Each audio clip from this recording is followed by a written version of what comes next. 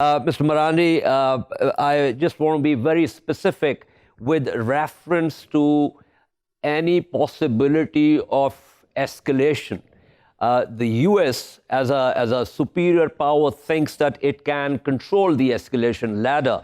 What would be the Iranian response? We have, of course, seen one set, the missile attack to American bases, but it seems to me that Iran was just saying that we are not really targeting you, but we are showing you the resolve that we will directly declared attack against a US target. But if it begins to escalate, what would Iran's choices be?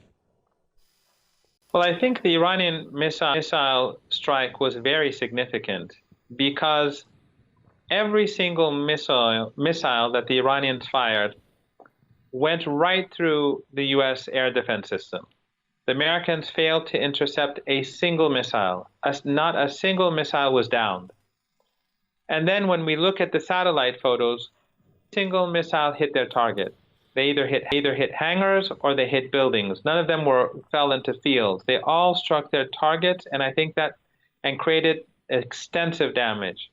The Iranians weren't targeting soldiers because they didn't strike the barracks. They struck the buildings where drones and helicopters and sophisticated technology were held, because the Iranians have very good intelligence from inside these bases. So this sent a very strong message to the United States that if you escalate, all of your bases in the Persian Gulf region and in Iraq could be hit very hard, because Iran has many thousands of such missiles and many thousands of drones. If Americans escalate, if they would have attacked again and they would have to use military bases in the region.